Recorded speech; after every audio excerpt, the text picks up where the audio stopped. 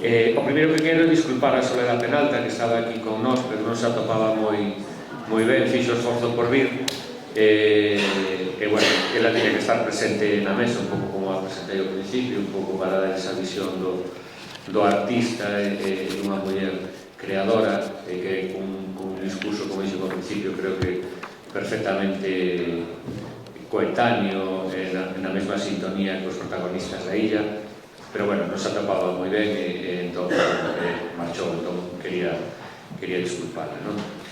Entón, bueno, quedan na mesa Antón Castro, Fernando Casás, un dos artistas que participan na Illa das Esculturas con esa peza que estou completamente de acordo con Antón. Penso que das que fixeron unha mellor lectura do espazo. Eu realmente teño debilidade por esa peza, junto coa de Croft, coa do artista portugués, e tamén a de Enrique Velasco, por esa relación tan forte que ten coa cidade de Pontevedra. Son tres pezas que me parecen que souberon facer unha lectura perfecta do lugar. Ler os currículos tanto de Fernando como de Paula é unha barbaridade de currículos, penso que non vamos perder o tempo. A Fernando coñecémoslo de sobra a súa faceta artística, tamén como profesor na Facultade de Belas Artes e como creador desenvolvendo infinidade de proxectos tanto individuais como colectivos, tanto en Brasil como en España. Paula Cabaleiro, compañeira miña na sección do Consello de Artes Visuais, ten tamén un currículo longuísimo de comisariado e de xestión cultural. De feito, nos últimos prácticamente 3 anos foi a directora de Cultura da Deputación de Pontevedra, foi directora do MAC Florencio Lafuente en Cuenca, comisariou o Espacio de Arte do Culturgal durante varios anos, membro da Xunta Directiva dos Premios da Crítica de Galicia, e, ten infinidade de proxectos, pero penso que o máis interesante hoxe é darles tempo para que nunha primeira intervención cada un deles, entón eu xa falamos moito, que nos den un pouco a súa opinión sobre o proxecto do que eles pensan que significou e que significa a Illa das Esculturas e un pouco o que pode significar de cara ao futuro. Entón, non sei quen é o que quere comezar. Eu deixo que comece, Fernando. Pois, damos de paso a Fernando. Gracias.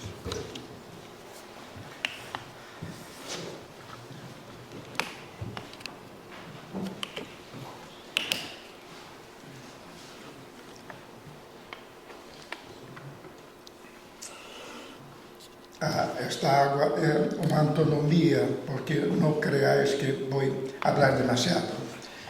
Na verdade, non vou hablar nada. Espero que, se queréis algo que me preguntéis. Aproveito para agradecer unha cousa que pouca xente sabe, que é a interferencia de Antón Castro neste proxecto.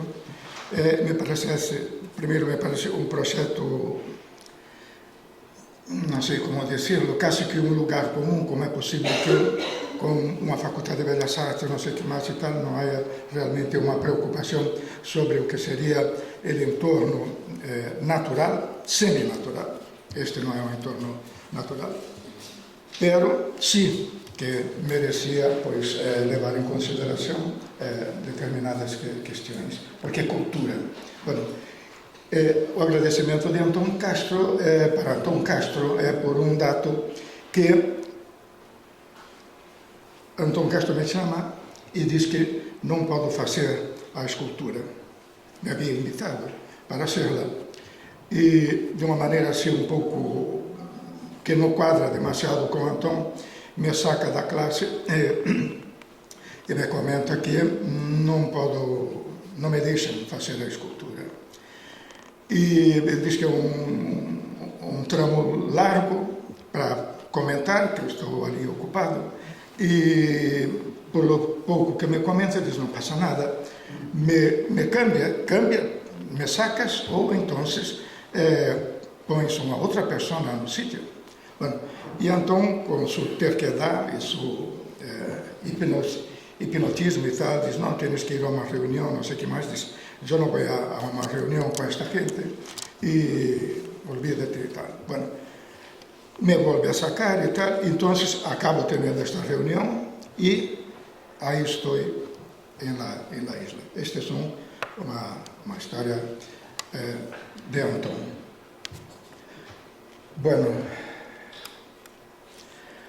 queria comentar que para mim arte é política. A questão relacionada com os pastichos que se fazem sobre as esculturas representam também política.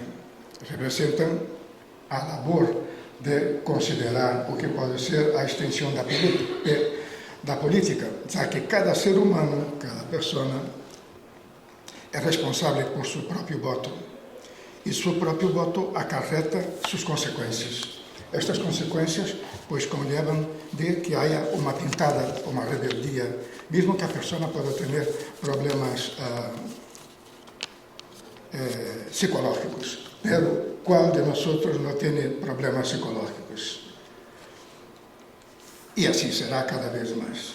Bueno, desde que o momento de que a arte é política, e política deveria ser também arte, pero isso já é muitíssimo mais complexo.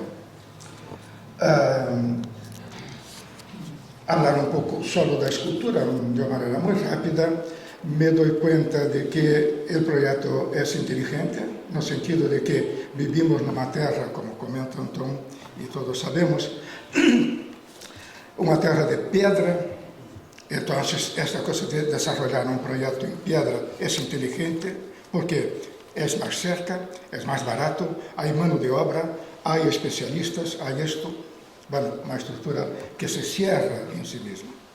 Ao mesmo tempo, eu não quero fazer nada. Vos comento que eu, o que hice hasta hoje, não hice absolutamente nada. De uma raia, que eu me sinto um bastardo, assim como creio que todos nós somos bastardos, que venimos de muito atrás, de há miles de milhões de anos, e que acabamos sendo o que somos. Com isto quer dizer que o água que corre agora por o rio somos nós. O árbol que cresce somos nós. Consequentemente, poderia estender-me, mas não é necessário. Consequentemente, nós somos o rio, nós somos o árbol, nós somos dioses. Isto já é uma exageração demasiada, porque esta carga sublime creio que não nos corresponde, por lo menos a mim não me corresponde.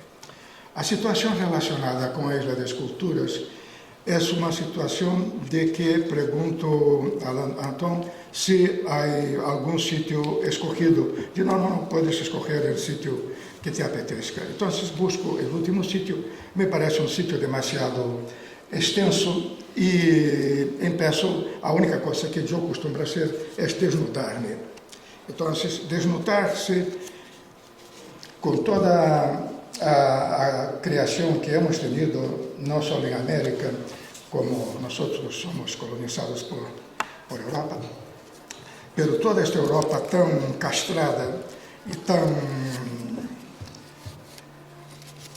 Não vou falar a palavra, pero vosotros podéis compreender, vosotros e vosotras podéis completarla. É muito difícil. Desnudar-se é muito difícil, pero basta ao primeiro dia, basta ao segundo, basta ao terceiro, hasta que um dia crees que has entendido o espaço. O espaço é que habla, quem habla é a natureza. O homem não pinta nada, o homem, a mulher, o ser humano não pinta nada. Na verdade, para mim, a escultura não pinta nada. A escultura é um estorbo dentro da natureza. A escultura é um estorbo dentro da natureza. Conhecendo este princípio e defendendo-lo como tenho defendido hasta hoje, me encargo de desarrollar algo porque creio que mis amigos foram a Nova York e eu vim para Galícia que se llegó a Galicia con 44 años. Sería como si fuera testificar una carta de muerte o de suicidio, ¿no? Pero yo quiero volver a mis raíces. Aquí lo que me interesa son las raíces, es el río, el árbol, etc. El cosmos. El cosmos no es para mí el caos. El cosmos es la suprema orden. Que es el caos, suprema orden. Todo lo que se hace alrededor del caos son añadidos para intentar comprender aquello que no entendemos. Entonces, as fórmulas matemáticas, as leis, todo está, digamos que, producido para que esta sociedade produzca e que alguns queden ricos e outros muito pobres. Muito pobres. Entonces, creo que tengo uma ideia, que Galicia tiene muchísima piedra, cualquier piedra que yo pudiera colocar neste sitio es una piedra que será encontrada en cualquier sitio. Entonces debería ser algo que hiciera un cambio. Entonces voy a visitar dos canteras, una que es Campo Lameiro, que tiene una piedra más oscura, y otra que tiene, digamos que rosa porriño, no sé qué más y tal. Y bueno, y en Campo Lameiro me parece que el color es un poco interesante. Yo prefería que fuera más oscura, pero es interesante, es muy dura.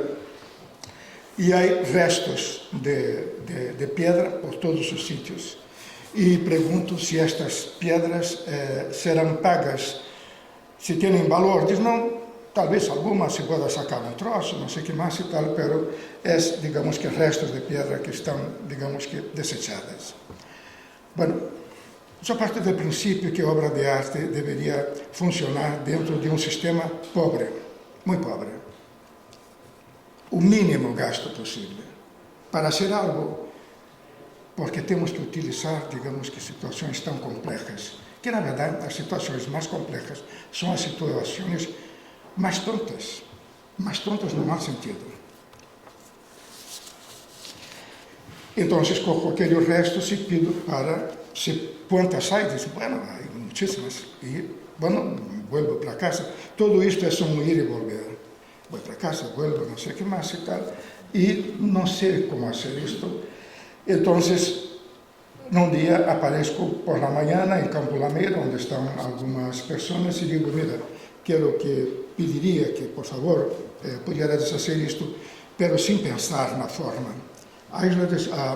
O sitio da Isla de Esculturas es un sitio que está poblado por árboles que particularmente não nos interessam, estão aí para serem consumidas como bem de consumo, para generar pues, madeira, para isto, para aquilo, bueno, já lo sabéis. Pero eu vou a partir do princípio de que os eucaliptos estão aí, pero por lo menos são natureza. Os eucaliptos são natureza. Pode não ser a natureza que mais nos apetezca. Y voy a trabajar en esto, incluso porque sé que dentro de 100 años no habrá eucaliptos. Pero las cosas que voy a hacer de piedra van a quedar, son menos destructibles. Yo parto del principio, y como podéis imaginar, de que estamos en un mundo que se acaba muy pronto. En pocos años veremos a hecatombe. Y es una historia que yo llevo con las personas que me han aguantado en la facultad de una manera muy radical, que sé que somos tan torpes que hemos conseguido destruir el paraíso. Ya no hay vuelta atrás. Este es el gran problema. Yo creo que ya sabéis que no hay vuelta atrás. En el año 1999, 2001, yo hablé con científicos que estaban de acuerdo conmigo, científicos fuera del MIT, para ser más concretos, que decían, Fernando, realmente, si quisiéramos parar todas as fábricas, ahora mismo no hay vuelta atrás, que a pendiente já está lanzada y tenemos que esperar sencillamente que se acabe. Bueno, con estas guerras que se están produciendo, esto va muchísimo más rápido. Entonces yo creo que en poco tiempo lo tendremos complicado. Entonces, volviendo atrás, a historia del más barato. Entonces, pedí a los chicos que no representaran nada, que eran emulaciones de árboles con restos, pero que si pudieran usar un pañuelo con el tacto, construyeran aquello que podría parecer que eran troncos, semitroncos, troncos cortados. Que se la propia representación, que no es representación, por esto pedía que no llevara en consideración lo que sería parte estética, porque yo no creo particularmente en la estética, para mí no hay estética. Si yo tuviera que definir lo que es estética, yo digo naturaleza. Cuando miramos una curva muy rara, de una liana, no sé qué más y tal, no podría ser más estética. ¿Por qué? Porque es naturaleza. Y la naturaleza es lo primigenio. Entonces no hay ni historia del arte que pueda defender la historia relacionada con la estética. Baumgarten ha decidido producir 10 esquemas, ya me estoy yendo por los, pero voy a terminar. 10 sistemas de lectura para que una obra fuera considerada estética. No ha funcionado. Estética es otra historia, Y no es estética, es sentimiento, es individualidad, es subjetividad. Y es morirse buscándola, porque no la vas a encontrar nunca, no la vas a encontrar. Las respuestas nunca van a ser encontradas. Bueno, entonces con esta materia de restos, de trozos de piedra de campo lameiro, con los chicos con pañuelos, no lo utilizaban seguramente cuando yo marchaba, con el tacto iban haciendo lo que conocéis, aquellos que conocéis que está allí. Queridos amigos, nada más. Un beso para todos.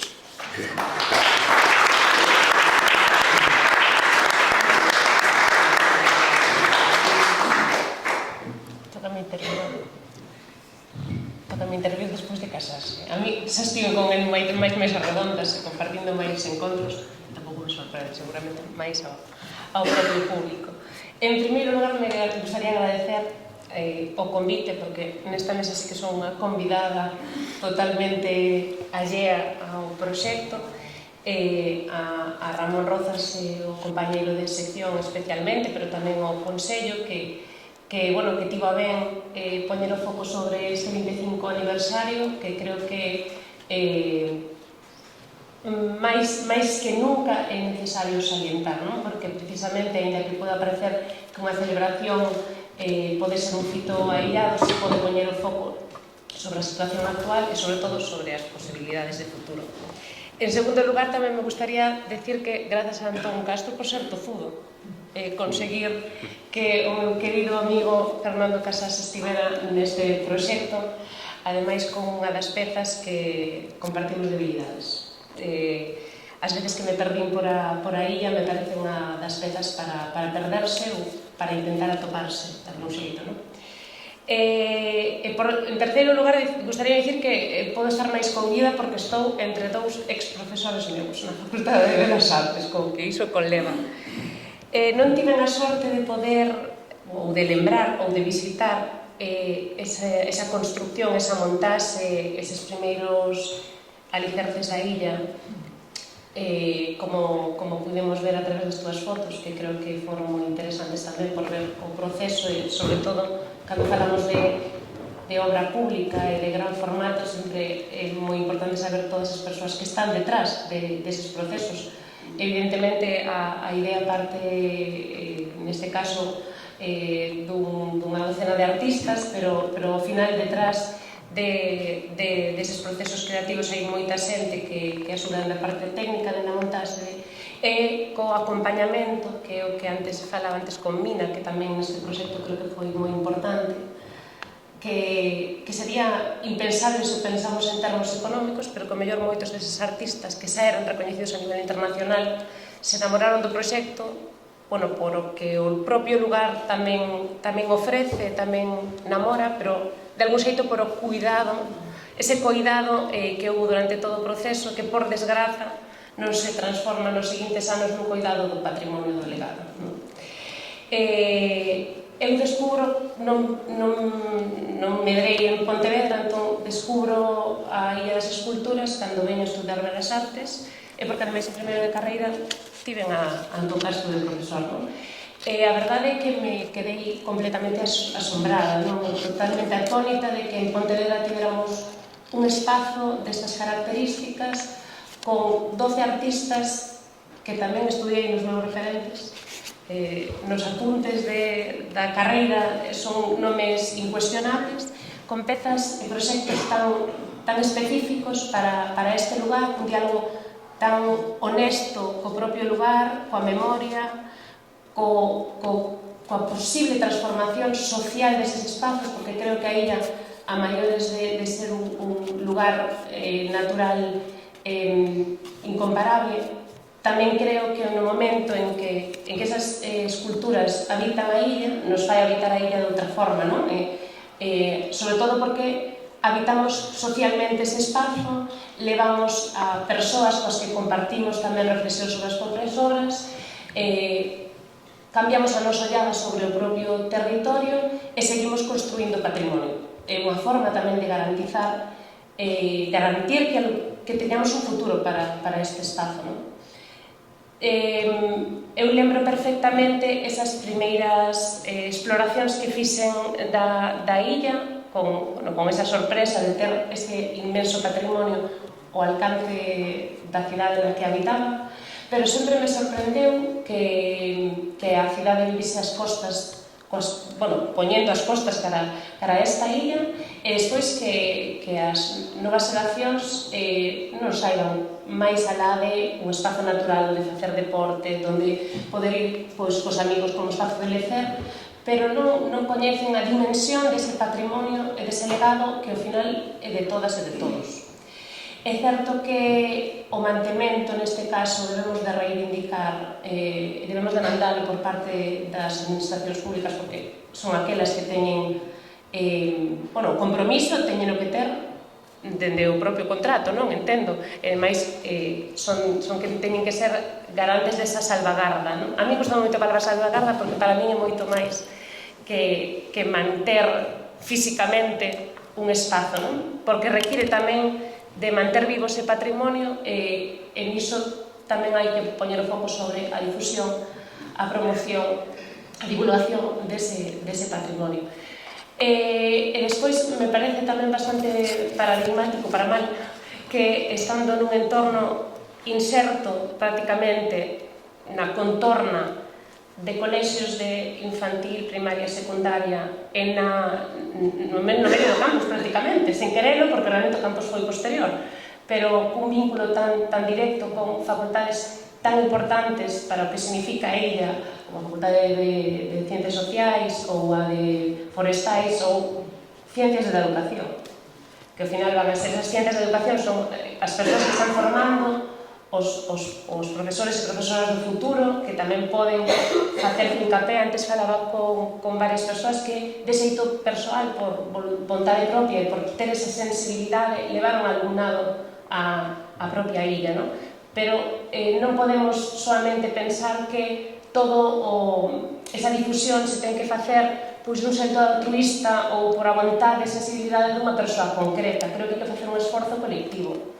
Cando falo de demandar as administracións públicas, tamén quero poñer o foco sobre a falsa creencia que temos cara as políticas culturais e a única responsabilidade que depositamos sobre a administración pública. As políticas culturais as construímos entre todas e todos. As políticas culturais falan dos dereitos culturais garantidos por a nosa Constitución e poñen o foco sobre os deberes, evidentemente, da administración pública, pero tamén construen políticas culturais as administracións privadas, os organismos privados, entidades culturais, axentes culturais, o sector cultural, tamén o artístico, e, ao final, cada un e cada unha das cidadás de Pontevedra, non? Creo que temos que poñer o foco tamén sobre demandar que a Illa das Esculturas é nosa tamén. E se a deixamos morrer en un estado de abandono, ao final perdemos un patrimonio, non? Penso que cando pensamos un futuro posible para esta illa ten que pasar por a educación, ten que pasar por a promoción, por a divulgación. Moitas veces o difícil foi facer ese proxecto en 1999 coa dimensión que tiña, con todas as, digamos, todas as liñas que tiveches que poñer na mesma senda para chegar a que todos os permisos estiveran listos, pero a maiores que se deran a parte económica, todas as vontades. Iso era realmente difícil. É moi sinxelo hoxe en día facer actividades cun custe moito máis pequeno, que manteñan ese legado propio, sobre todo que poñan en valor ese patrimonio, que é a única forma de garantir que cando xa non estén os creadores do proxecto, cando xa non estemos os que asistimos a esa creación, ese legado teña continuidade. E tamén foi autocrítico. Creo que é importante esa autocrítica. Porque, a pesar de ter coñecido a illa das esculturas cando estaba estudando en Belas Artes, moi pouco despois xa iniciarme na xestión cultural, nunca plantexei ningún proxecto que puxera en valor ese patrimonio, que fora un diálogo contemporáneo con ese patrimonio, ou mesmo unha continuidade, cando estaba dentro das mesmas inquedanzas. E penso que tamén os axentes culturais da cidade e da contorna temos que implicarnos nisto de forma activa. Sí que é certo que os Antóns, porque aquí creo que Antón Sobral tamén é fundamental, fan unha labor perpetua de poñer en valor ese espazo. Os encontros de arte e natureza creo que fixeron moitísimo por poñela outra vez no foco e por actualizar ese patrimonio, pero claro, eles sós tampouco poden. Penso que temos que implicarnos todos. Recoñezo que eu nunca plantexei ningún proxecto nesa liña e creo, ademais, que é certo que ao principio sí que facían máis proxectos curatoriais enfocados a espazos culturais, pero desenvolví moitas cousas no espazo público. E, sen embargo, non vin cara o que teño máis inmediato, non? Que ao final é o que debería de ser o meu motor. Entón, nese caso, sí que penso que tamén temos unha parte de responsabilidade, non? Nesa demanda ás institucións públicas, pero tamén nesa devolución cara a propia cidadanía, que ao mesmo tempo penso que cando máis poñen en valor o propio proxecto, maior garantía pode ter de futuro este proxecto. Para mí, o espazo é unha, valga a redundancia do que significa o concepto illa, non? Pero é unha illa na que poder afastarse, estando moi preto da propia cidade, afastarse da voráxime que nos envolve todos os días, un pouco tamén vai na liña, non? La folie claro, ese descontracturar toda esa tensión, ir pasando por os diferentes, os arcos ao final son como estadios, non? E ao final atoparse nun espazo de recollemento no que atoparse a sí mesmo, escoitarse, porque non temos normalmente ese espazo-tempo para repensarnos e para repensar a nosa posición no mundo. Entón, para min, sempre significou iso. E sí que me gustaría que a xente, a propia cidade de Pontevedra, o coñecese máis, porque, mira, as dúas intervencións que os fixestes, penso que non deixarían indiferente a ninguén desta cidade. Unha dun carácter moito máis obxectivo, máis divulgador, e outro falando, pois, de como foi ese proceso dende primeira persoa, non? Incluso daquelas cousas que foron atrancando no camiño. Pero calquera das dúas charlas, estou convencida de que non deixaría indiferente a ninguén desta cidade. E moita xente aprendería cousas que ten na súa contorna máis inmediata, e volvo a repetir, que é patrimonio de todas e todos. E con isto, sabes, botei unha boa chapa, se da arranca. Bueno, simplemente apuntar en base ao que dis, que creo que o gran obstáculo que ten a illa, que a súa gran loita, ten que ser a de que se vexa non só como un espazo público, sino como un espazo cultural. É dicir, eu sei que Antón, como o concepto de parque ou o concepto de museo, non teñen cabida aí outra cousa, pero a idea é que iso, ademais dun espazo público para camiñar, para pasear, para tirarte na erva, tamén un espazo cunha proposta cultural. Entón, ata que, digamos, un número amplo da cidadanía non sexa consciente deso, de que é un espazo que ofrece cultura, e a cultura, evidentemente, alguén ya ten que un pouco domesticar a xente, por así dicilo, para que poida non comprendela, pero polo menos aprender a sentila. Entón, mentras non se supere esa barrera dun espazo solamente público, senón que tamén sexa cultural, penso que sempre vai haber esa tensión, non? Entón, evidentemente, os poderes públicos son os que teñen que dar o primeiro paso para que eles mesmos sexan quen de entendelo. Creo que o gran problema da illa é que non hai unha confianza dende o poder político nas súas posibilidades.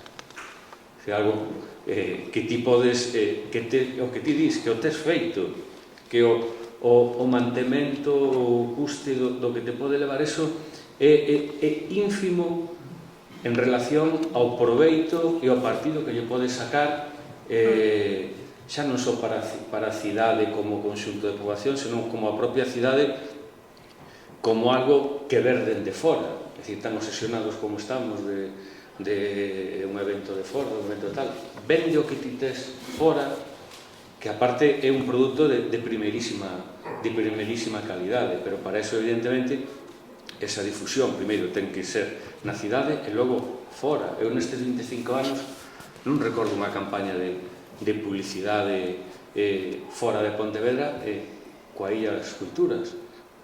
Cando aínda non fai moito había exposicións de Oporto en vallas publicitarias.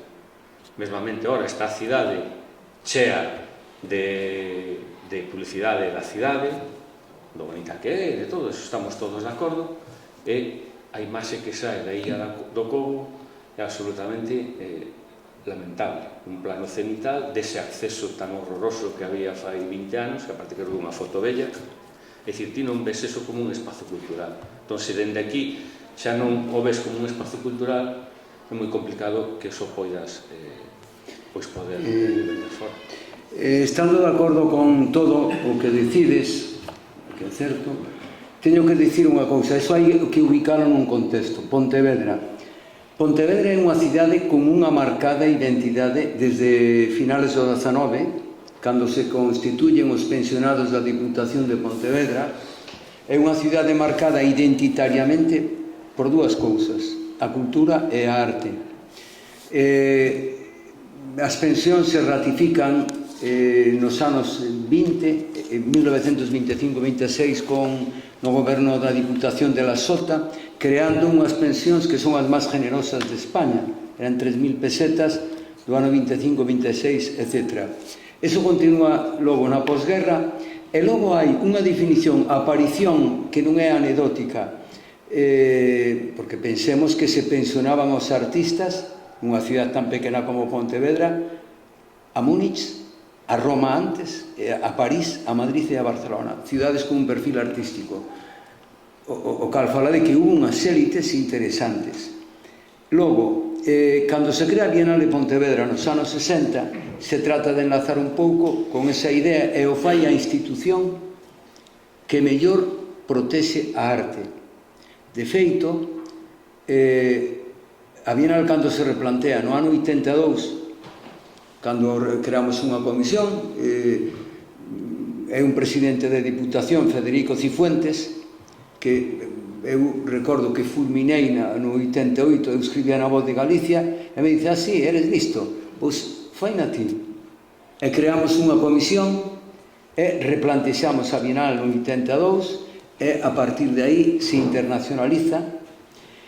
E logo, cando nós facemos, Ramón, porque iso, en honor a verdade, hai que dicir, porque moita xente non o sabe, a Facultade de Belas Artes, cando se pide a Facultade de Belas Artes, que eu estou nunha comisión, primeiro hai un gran fracaso porque hai unha pugna, como sempre, entre os galegos.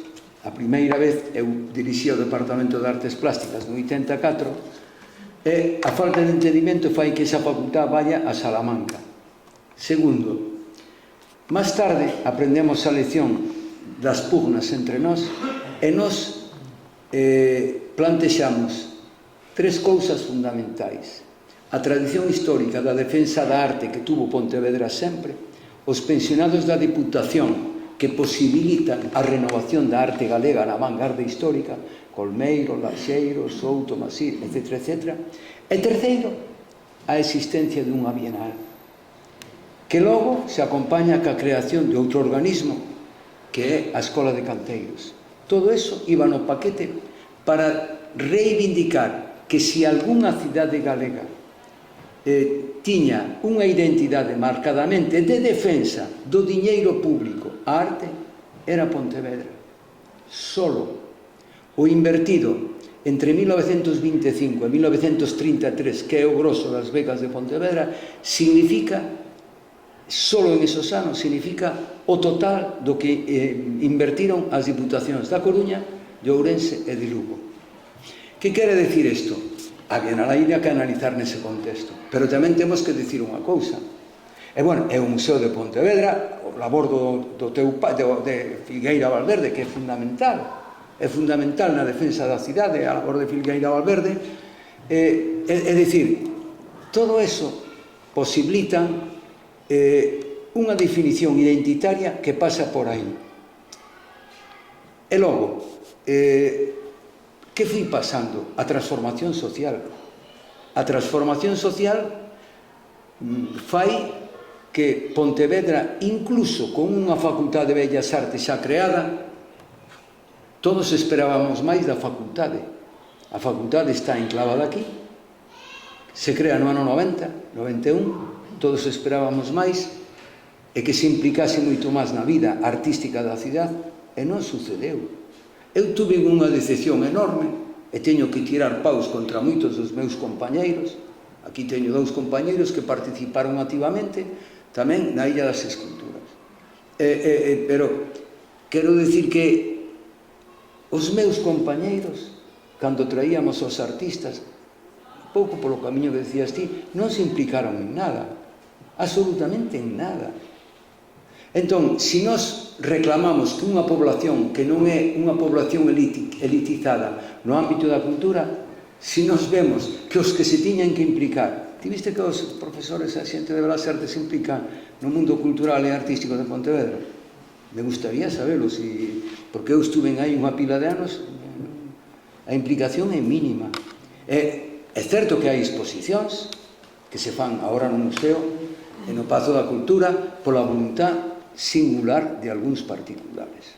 E logo, o que teño que decir respecto á illa, durante os 10 primeiros anos, as revistas de todo o mundo foron portavocía da illa.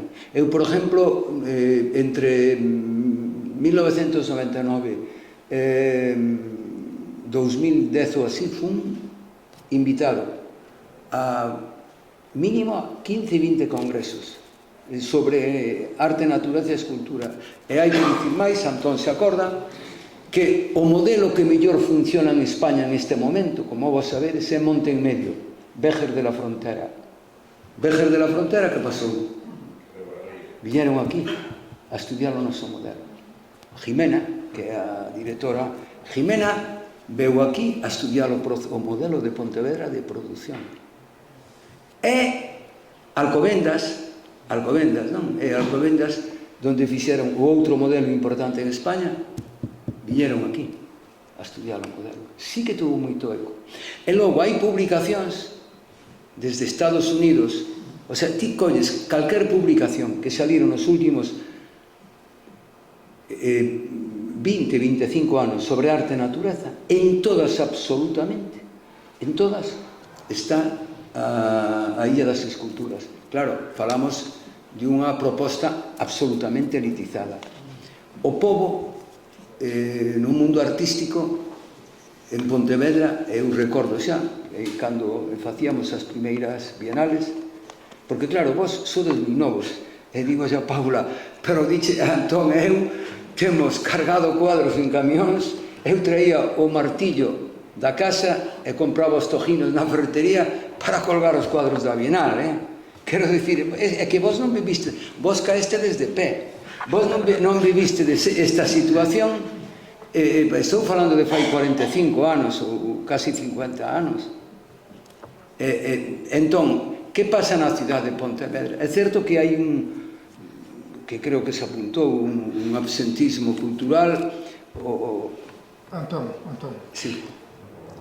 talvez este sea, me perdonas interrumpir, talvez o martillo, gracias, talvez o martillo e a carroceta onde ven os quadros sean o problema.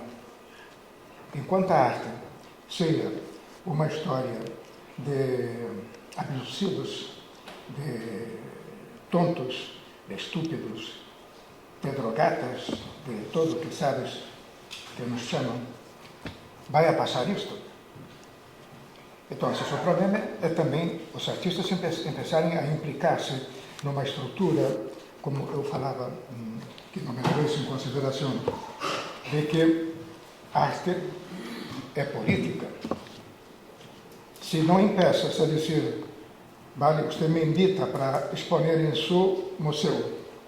Em seu museu, onde você é o diretor, o barrendeiro ganha, você ganha. O senhor que limpa os cristais, o chão, quem não cobra? Os artistas. Ti, como comissário, também cobras. O tradutor a veces cobra máis que nós ainda. Então, você quer exponer-me? Eu quero para exponer tanto.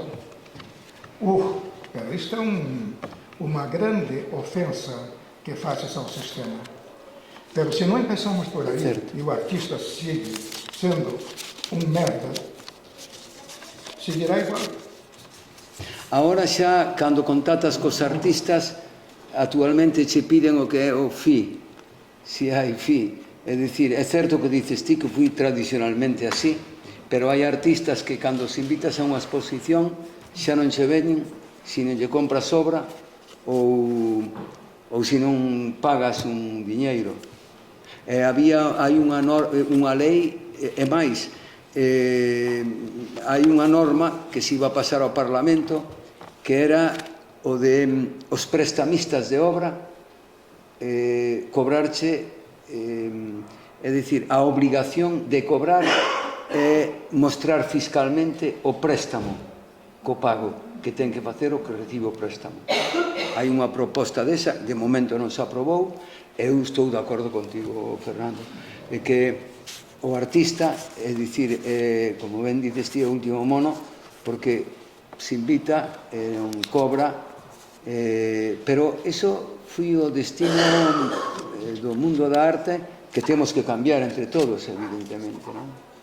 Pero o de Pontevedra, que era o que plantexou Ramón, Paula, creo que o caso de Pontevedra eu analizaría desde a singularidade dunha sociedade que se transformou, que está cambiando, que a cultura é algo elitizada, é algo absolutamente elitizado. Eu vivín en Francia unha pila de anos e un pensa, coño, é que os franceses son máis cultos que nós, teñen que participar todos na cultura. Pois non, señor. É dicir, son máis burros que nós aínda na participación masiva da cultura, porque tiñamos mitificado. Eu levaba os meus alumnos ao Pompidou a velo e pasaba, eran peores que os daqui. Se podían escapar, escapaban. É dicir, que en todos sitios cocen habas. Creo que a cultura, mentres non cambien as cousas, vai a ser unha proposta elitizada. Porque eu, Antón, que consume máis cultura que a min incluso, está no Ateneo, verá que en todos os atos están as mesmas caras. E había que facer un censo e darlle un premio, ademais, aos asistentes. A Fernando, desde logo, xa lle había que dar un premio. A Fernando, e a ti tamén. É dicir, é así. É así. Entón, eu non me queixo da recepción que tuvo aquí a Illa das Esculturas. Eu recordo, no ano 99, abreu a Antena 3 co telediario, abreu ca Illa das Esculturas. Ben, sabemos que é algo que está aí, e sabemos que a xente que está no medio artístico teno como referencia a Illa das Esculturas. Nos satisface iso. E logo hai unha parte que eu aí ao mellor podo estar un pouco... Eu sei que tes razón cando dices que hai que vela como un feito cultural. Tes razón. Pero eu xa me conformo co primer segmento. É dicir, o objetivo era facer un lugar para habitar, para asistir, que a xente aproveitase ese paraíso. No momento que eu vexo un anai con un neno nun carricoche, xa me parece exactamente, non? Extraordinario. Hai cousas que me fastidian. Unha vez fun por ali e había un anai que estaba lendo e o fillo cunha pedra machacando as letras de Jenny Holzer. E dixen eu, señora, poñan orden ao rapaz. É dicir, é unha anécdota simplemente, non? Que sucede a veces tamén, non? Ou estos os psicópatas narcisistas que atentan contra aquelo. O sea, descubrimos a un psicópata que é para facer unha novela. Un tío, cando estábamos facendo o banco número 8 de Jenny Holzer, que nós, o sea, íbamos a comer cando se estaba facendo e nos pintaban. Entón, borrábamos incluso con acetona, porque dábamos antigrafiti previamente, era fácil de borrar. Pero hubo un tío listo que fui a Celso Míguez e que comprou ácido, o sea, a mente criminal, isto facía falta ser los hombres, ácido e algodón, e sabe o que fixo? Pitou, nos dou brochazos de pintura co ácido e penetrou 1 centímetro, entón non se podía borrar. Hubo que utilizar unha rebarbadora para cortar 1 centímetro. Hai un banco que ten 1 centímetro menos, o sea, para que vexas ti, é dicir, eso que a min sí me preocupa, porque eso non molesta a nadie, é dicir, hai que preguntarse desde o punto de vista psíquico, psiquiátrico, que gana un tío? É un exercicio de poder. É dicir, que gana un tío pintando? Porque eu a veces recorro a cidade vendo os grafitis. O outro día falaba con Antón e dicía, Antón, esta é a cidade máis grafiteada que hai. Abreu outro día Pepe Vieira a churrasquería, e aos 3 días lle grafitearon todo. Eu me pregunto, que é o placer, a non ser que se xa un enfermo, que lle produce a ese tío? Igual que o que fixo, que é terrible. Isto, que na facultade, vos sabedes que a primeira escultura grafiteada foi a de Ruknin, antes de inaugurarse. E descubrimos, facemos un exercicio de tetivesco, e descubrimos que fui un alumno de Belas Artes do Bierzo.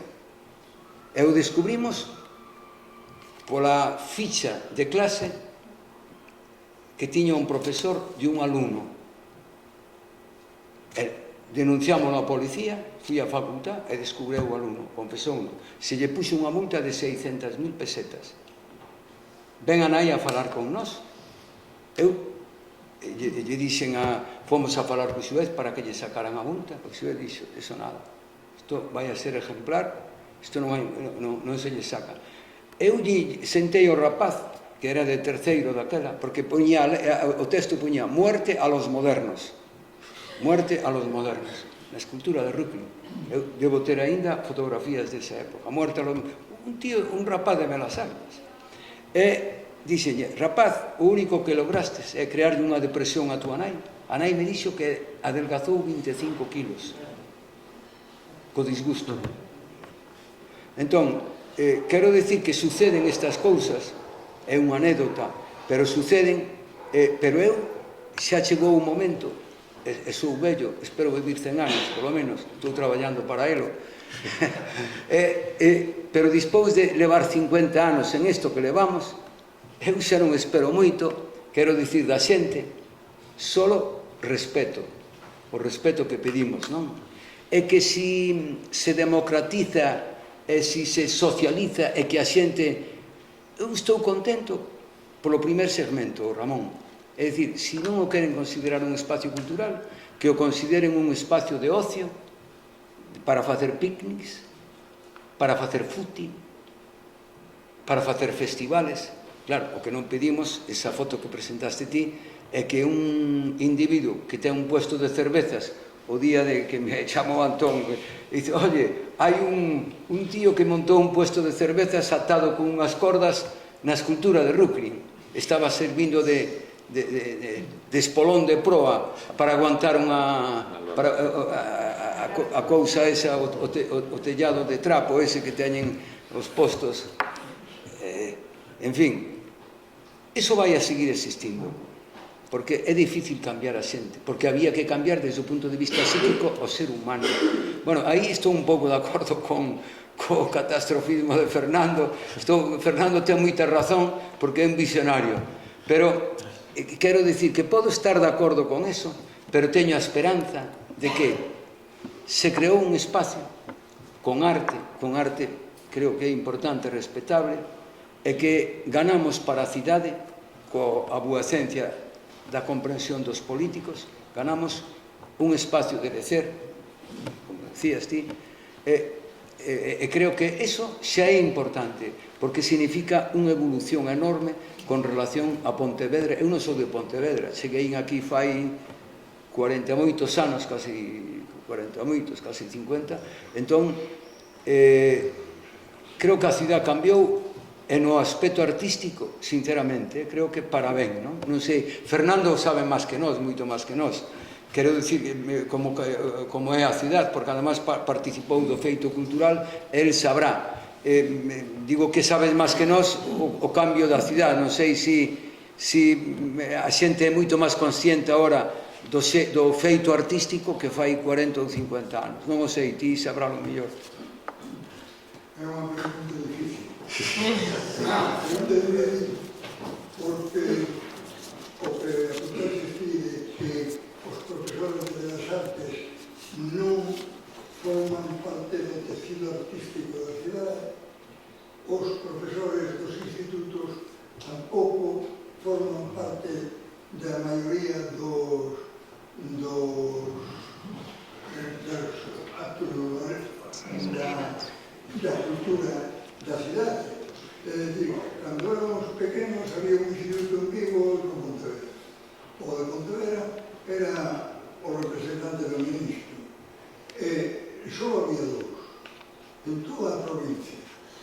Hoxe, coido que os Anés ten 18. Non? Pero marchan e parece que non viven na cidade. Non viven no Grove, non viven na cidade. Van e veñen. Entón, a vida, en este momento, non poden repercutir directamente na cidade onde traballan. Ou non. Eu non sei.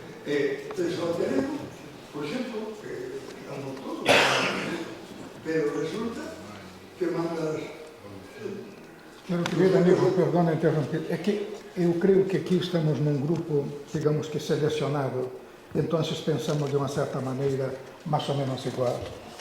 Eu creio que o que estamos propondo, e perdonar, porque me sinto tocado aqui e tal, por tudo isto, pero não há, eu não sou exatamente a pessoa totalmente fiel à possibilidade de um câmbio.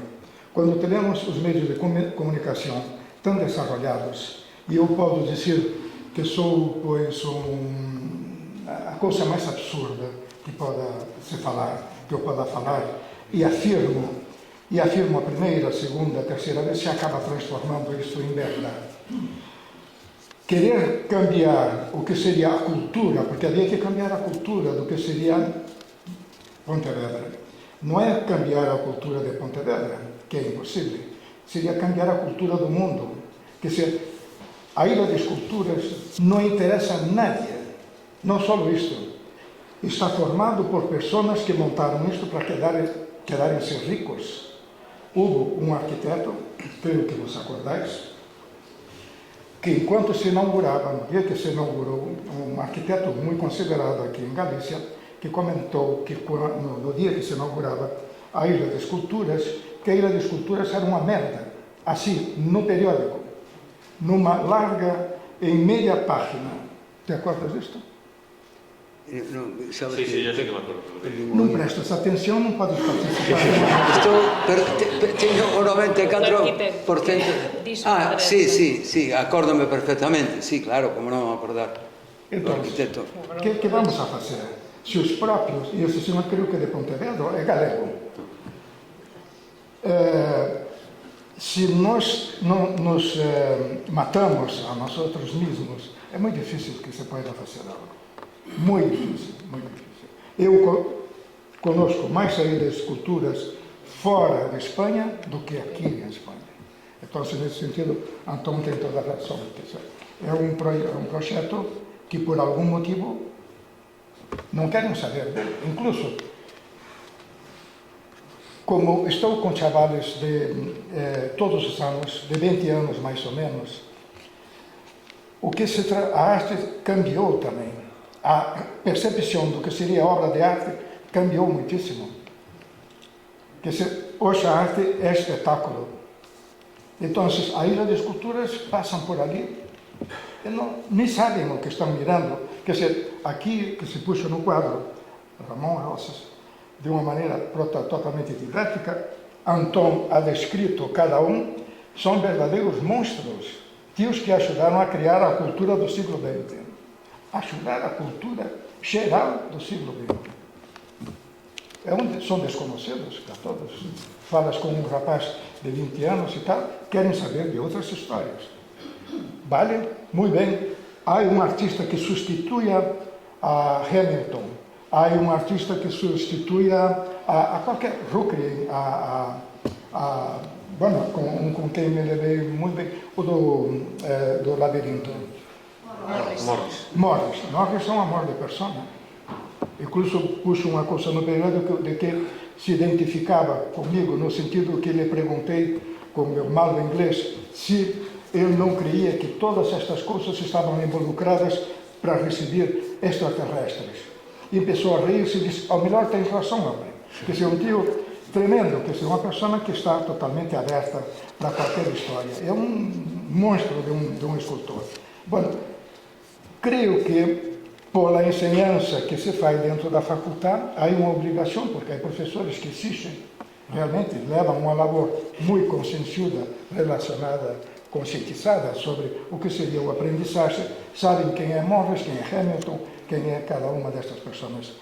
Pero a maioria das pessoas se estão dedicando há anos a vídeo, a instalações, não tenho nada contra as instalações, a tudo o que seria eletrônico, que seria um linguagem eletrônico, quando na verdade, se lhe pides para cortar um troço de madeira, não sabem cortar. Pero aí temos que retroceder um pouco e saber por que um aluno na faculdade não sabe cortar um troço de madeira, quando é a primeira coisa que há que fazer. Não? Então, não é a primeira coisa que há que fazer, é uma coisa primária. Todos deveríamos saber fazê-lo. Então, cultura é uma coisa muito complicada, creio que muito complicada, pero creio que alguns países vão conseguido. Por exemplo, se vas a Münster, o que as pessoas estão escutando na rádio, nas suas casas, música clássica. Carai. Vamos a outro também, a Alemanha, Münster, e o mesmo. Havia uma escultura, faz anos, de um escultor que pôs uma escultura dentro de um lago. Não se mirava a escultura estava dentro da água, não se mirava. Este era o seu projeto. Bom, a gente passava ali e não começava a rir-se. Mas aqui é o melhor empieza a gente a rir-se, porque somos embaucadores. Todo artista é um mentireiro, todo artista não sei o que mais. E quando há um crítico sério, pois também é um mentireiro. Quando todas as pessoas que, em princípio, pensam de uma determinada maneira, passam a ser pessoas sospechosas. E isso é que creio que é muito complicado. As pessoas com um determinado parâmetro de leitura, de cultura, passam a ser sospechosas. Pero por quê? Jesús, Me parece una opinión que las jornadas son enormemente interesantes. Hay parte con la que estoy de acuerdo y parte con la que estoy profundamente en desacuerdo, pero no se trata de expresar eso, porque cada uno expresa lo que quiere. Trato de hablar en función de que se ha referido a los profesores de Bellas Artes. Yo soy profesor de Bellas Artes, aquí hay alguno más, y además soy artista, soy profesor de Bellas Artes desde sus inicios. La catedral de verdad está en esta facultad desde el año cero. Yo no puedo admitir precisiones generales que no tengan en cuenta las condiciones contextuales, sociales y culturales de más de 40 años. Se dice, y se expande por ahí habitualmente, que la facultad no se integra. Eso no es cierto. Hagamos la pregunta al revés. ¿Qué ofrece Pontevedra a los creadores de bellas artes? Hoy en día no se puede comprar en esta ciudad ni siquiera un lienzo de calidad, ni siquiera una pintura que sea de diríamos, un uso profesional. ¿Qué opciones culturales, de exposiciones, de promoción ofrece? Cuando todos sabemos que las políticas culturales, como se ha dicho, lo que penalizan es al artista. Entonces, mi pregunta es, esta afirmación en general creo que no es cierta, que hay que considerar la construcción y lo que aportó a esta facultad, a esta ciudad, Bellas Artes, porque desde entonces, después de las bienales, la Facultad de Bellas Artes fue un elemento fundamental de la construcción de la cultura de esta ciudad.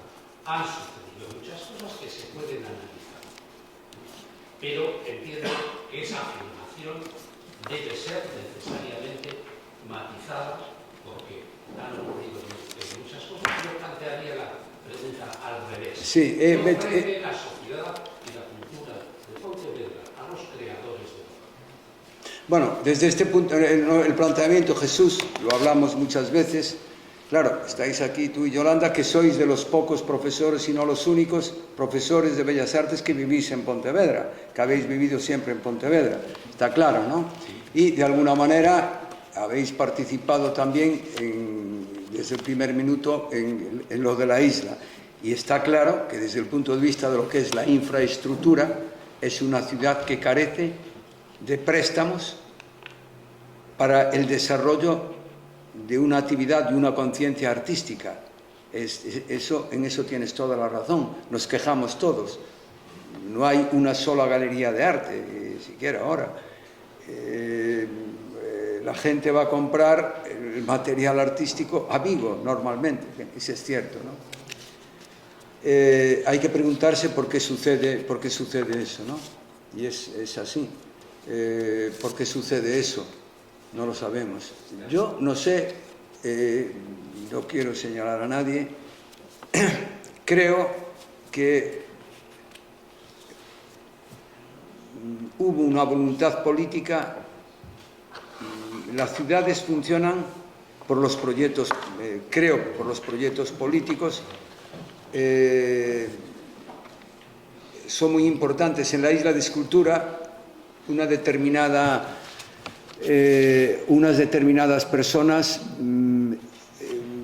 promovieron la ciudad. El Museo de Vitoria, que es uno de los mejores museos de España, yo fui a verlo hace casi 40 años y me explicaba uno de los artistas vascos, me decía, es que este museo existe porque el presidente de la Diputación era coleccionista de arte y era un forofo del arte.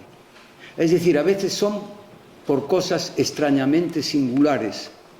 Es decir, hay tíos, hay personas que están implicados políticamente y que llevan a la ciudad, y aquí se ha notado. Bueno, yo, es decir, sin querer crear divisiones, yo cuando hice la Isla de Esculturas, encontré un apoyo político. Tengo que decirlo. Hubo otros momentos que eso era imposible, no fue posible. Yo pues no lo sé por qué. Creo que a esos niveles las ciudades tienen unas carencias, todas las ciudades, y en Galicia yo creo que la ciudad más definida identitariamente en términos artísticos, creo que ha sido Pontevedra. Al margen de esas carencias, pero nosotros nos referíamos a Alo Ramón, yo creo, yo mismo muchas veces pensé, somos un claustro éramos de 50 profesores y aquí vivían 3 o 4 profesores solamente. Evidentemente no se ha notado esa incidencia en términos sociales, no se ha notado ni un debate. Sí se hacen cosas, porque en este momento se está haciendo una exposición en el Museo de Pontevedra y en el Pazo de la Cultura, pero se piden otras cosas, ¿no? sin estar de acuerdo, o sea, sin estar en desacuerdo con lo que tú has planteado, porque tú lo estás viviendo, porque llevas 40 años aquí. Claro, para un artista es un drama no poder exponer en la ciudad en la que vive o tener por lo menos una opción de hacerlo. Yolanda. Bueno, yo ya incluso paso de todo eso, a estas alturas de mi vida. Lo que sí es verdad es que no se trata solamente de vivir aquí o no vivir. Nosotros, y yo me consigo de hablar en primera persona, me considero que es una aportación bastante importante y significativa en la formación de las nuevas generaciones de artistas allá. Y aquí estamos hablando de arte. En cuanto a la isla de esculturas, a mí me parece un proyecto modélico. Yo te felicito públicamente, ya sabes que te felicito a nivel privado, pero aquí públicamente, porque este es un modelo que no solamente, vosotros estáis hablando ahora continuamente de las derivaciones que esa isla de esculturas, convertir efectivamente la isla en isla de esculturas, puede tener a nivel social, tal cual, eso se sobreentiende. Pero para mí esa no es la cuestión. Para mí la cuestión está en que ese es un modelo que tiene un valor artístico absolutamente indiscutible e impagable. Ese es el primer punto que las instituciones de las que esto depende tienen que no olvidarse jamás en la vida. No solamente es patrimonio a nivel cultural y sobre todo el dinero artístico, porque la cultura es un ámbito mucho más extenso, sino que además a nivel económico, vamos a ver, el modelo que tú definiste de pagar sobre el proyecto, esto no se permite nunca, nunca. Es decir, que esa cifra, como tú habías dicho, que tú pagaste 3 millones, valía 100 millones a precio de la ley. Entonces, estamos hablando, y que eso es un bien, aquí en la isla de esculturas, cuando yo vine, vamos a ver, muchos de los artistas están ahí. Son artistas que yo analicé en mi tesis doctoral cuando no había ni una línea en español. O sea, tenerlos al lado mío, para mí fue un auténtico privilegio. Pero aparte de eso, o sea, es un valor indiscutible lo que hay ahí a nivel intelectual, a nivel artístico. Y eso es lo primero que tienen que entender las instituciones de las que esto dependa. Y después, desde luego, el ideólogo de todo esto eres tú. Y por lo que el especialista en arte actual eres tú. Y el proyecto eres tú y es tuyo. Y por lo tanto, cualquier cuestión que se haga en la isla de esculturas tiene que pasar por tu consulta. Esto me parece, porque si no, me parece absolutamente, en fin, un nivel, o sea, para mí de desprecio. Y eso no puede ser, porque se han hecho actuaciones en la isla de esculturas que estoy absolutamente en contra. Absolutamente. Y que muchos de los artistas, si vienen a verla ahora, hasta podrían retirar la pieza, porque se ha convertido efectivamente en Y yo, esto no es la isla de esculturas. Y Richard Long acepta la isla de esculturas con unas condiciones muy precisas, y tú lo sabes. Sí.